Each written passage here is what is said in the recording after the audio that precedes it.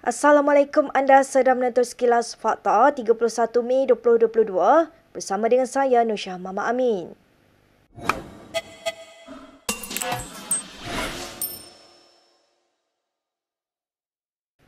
DAP menafikan anggota Parlimen parti itu turut menyokong Presiden Bersatu Muhyiddin Yassin untuk menjadi Perdana Menteri sekali lagi. Setiausaha Agung DAP Anthony Loke berkata demikian kepada Malaysia Kini hari ini. Jelas Loke, sekiranya benar Muhyiddin mendapat sokongan seperti didakwanya, pasti beliau sudah mengangkat sumpah menjadi Perdana Menteri. Terdahulu, Presiden Parti Warisan Sabah Shafie Apdal mendakwa Muhyiddin 2 bulan lalu memberitahunya mempunyai sokongan 119 anggota Parlimen. Menurut Shafie, Muhyiddin berkata beliau telah berunding dengan Loke dan pengerusi Pakatan Harapan Anwar Ibrahim. Shafie bagaimanapun berkata dia menolak ajakan untuk menyokong Muhyiddin. Shafie mendedahkan perkara berkenaan dalam acara bertemu orang ramai di Sandakan Sabah pada Ahad. Dalam sidang media, Shafie berkata gabungan parti politik yang ada ketika ini hanya untuk memuaskan nafsu pemimpin. Baik, sementara itu, bekas Perdana Menteri Najib Razak secara sinis meminta Muhyiddin untuk menekan butang bagi menjatuhkan Perdana Menteri Ismail Sabri Yaakob. Ini sekiranya Presiden Bersatu itu benar-benar memiliki sokongan 119 ahli parlimen seperti yang didakwa Presiden Warisan Muhammad Shafie Apdal. Menurut Najib, sekiranya pendedahan Shafie itu benar, ia sebenarnya membuktikan Muhyiddin dan Pakatan Harapan bersikap hipokrit di hadapan Perdana Menteri. Tambah Najib, dia yakin Shafie tidak menipu apabila bercakap mengenai perkara sebegitu. Untuk rekod sebelum ini, Muhyiddin mengesahkan 50 ahli parlimen dari Gabungan Perikatan Nasional menyokong kepimpinan Ismail, manakala PH menandatangani MOU dengan Perdana Menteri itu.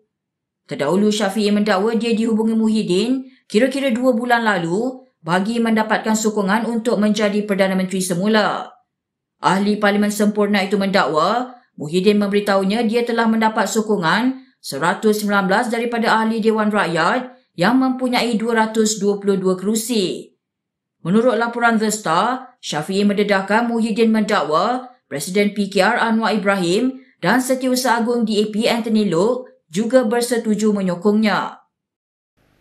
Kita ke perkembangan berikutnya. Rafizi Ramli mengucapkan penghargaan kepada ahli PKR yang telah memberinya mandat untuk dipilih sebagai timbalan Presiden dalam pemilihan parti itu baru-baru ini. Bekas ahli Parlimen Pandan itu berkata, mandat besar yang diberikan kepadanya membuktikan ahli PKR mahukan parti kembali kepada landasan reformasi. Menulis dengan panjang lebar di laman Facebooknya semalam, Rafizi berkata sebagai parti yang ingin terus mempengaruhi perubahan politik negara, parti itu mesti yakin dengan kebijaksanaan rakyat. Katanya ia hanya akan berlaku jika PKR menjadi sebuah parti yang antara lain lebih pintar, lebih cekap dan dibarisi pimpinan yang lebih muda dan bermutu. Tambahnya, dalam sejarah pemilihan PKR sejak penubuhannya, tidak pernah ada calon timbalan Presiden mendapat mandat besar merujuk kepada undi popular hampir 60% yang diterimanya serta lebih 80% undi cabang yang memihak kepadanya. Bagaimanapun, katanya dia dipilih bukan kerana ahli akar umbi lebih sukakan dirinya berbanding pencabarnya Saifuddin Nasution Ismail. Berdasarkan keputusan tidak rasmi yang dikeluarkan Jawatan Kuasa Pemilihan Pusat Parti itu, Rafizi menewaskan Saifuddin yang juga merupakan Setiausaha Agung PKR. Berdasarkan kiraan undi terakhir, Rafizi memperoleh 67,895 undi, meninggalkan Saifuddin dengan perbezaan 17,283 undi.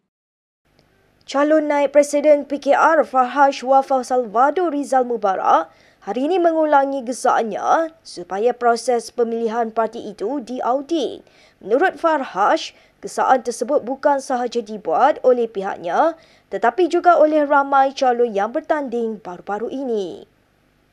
Dalam satu kenyataan, Farhash berkata bantahan yang dibuatnya bukan bermaksud dia tidak berlapang dada menerima kekalahannya. Sebaliknya, timbul persoalan berbangkit bahawa sistem dan mekanisme pemilihan parti telah dikompromi dan dimanipulasi oleh pihak-pihak tertentu. Tambah bekas pembantu kepada Presiden PKR Anwar Ibrahim itu, slogan reformasi yang dilaungkan PKR perlulah dipraktikkan dalam parti itu sendiri. Selain jawatan naib presiden, Farhaj turut mencabar Amiruddin Syari yang merupakan pengerusi PKR Selangor untuk jawatan Ketua Bahagian Gombak tetapi tewas. 2 hari lalu, Farhaj menggesa audit forensik dilakukan terhadap proses pemilihan PKR kali ini dan menuntut badan bebas yang dipersetujui semua pihak untuk meneliti dakwaannya. Farhaj turut menekankan beberapa kelemahan, di antaranya kelewatan pengumuman keputusan dan proses kiraan undi sepatutnya dilakukan dengan lebih terbuka. Berita seterusnya. Parti Pejuang Tanah Air mengesahkan parti itu tidak akan bergerak secara solo menghadapi pilihan raya umum ke-15 akan datang. Presidennya Mukhris Mahathir berkata, pihaknya sudah mengadakan perbincangan secara tidak rasmi dengan beberapa parti untuk bekerjasama. Kata Mukhris, kemungkinan besar Pejuang tidak akan sertai PRU15 dengan berseorangan dan sudah mengadakan perbincangan dengan beberapa parti termasuk parti kerajaan, pembangkang dan parti yang tidak menyokong mana-mana pihak. Katanya perbincangan itu dibuat secara tidak formal dan perbincangan formal akan diadakan dalam masa terdekat. Beliau berkata demikian dalam sidang media selepas perasmian pemukiman Pejuang Kelantan di Kota Baru hari ini. Mengulas lanjut, anggota Parlimen Jerlun itu berkata, perbincangan yang dilakukan antaranya melibatkan parti komponen PH kecuali PKR. Jelas Mukhris, setakat ini tidak ada perbincangan dengan PKR mungkin kerana parti itu masih sibuk dengan pemilihan PKR yang sedang berlangsung ketika ini. Bagaimanapun tambahnya, kerjasama antara Pejuang dengan mana-mana parti untuk berdepan PRU15 belum dimutamatkan. Pemimpin Bersatu Johor Badrul Hisham Syaharin mengeluarkan permohonan maaf kepada Ahli Parlimen Damansara Tony Puah. Badrul atau lebih dikenali sebagai Cikgu Bad menarik balik dakwaan fitnah yang dibuat terhadap pemimpin DAP itu dalam 2 hantaran berasingan pada 2019. Dalam catatan di Facebook pada Sabtu lalu, Badrul berkata dia menerima maklumat daripada individu yang terlibat dalam kerajaan peringkat tertinggi, kononnya berkenaan perkara-perkara yang sedang berlaku dalam kerajaan. Pada ketika itu, Puah merupakan setiausaha politik kepada Menteri Kewangan Lim Guan Eng. Badrul mengaku menulis hantaran Facebook pada 23 Ogos dan 5 September 2019 daripada maklumat yang tidak disahkannya sendiri dan kemudiannya didapati mengandungi dakwaan fitnah terhadap Puah. Puah pada Mac tahun lepas memfailkan saman fitnah terhadap Badrul Hisham kerana memfitnahnya. Ia berhubung hantaran di Facebook Badrul yang bertajuk Siri Pembunuhan Angsa Bertelur Emas Sime Darby. Hantaran itu merupakan dakwaan yang dikaitkan dengan pelantikan Ketua Pegawai Eksekutif Sime Darby Property. Baik, berikut beberapa lagi ringkasan berita untuk hari ini.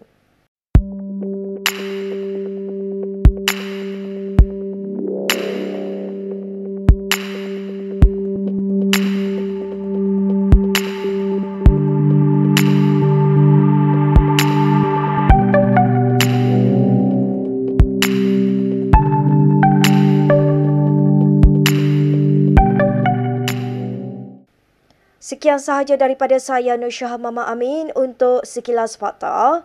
Untuk lebih banyak berita, anda boleh melayari kinitv.com.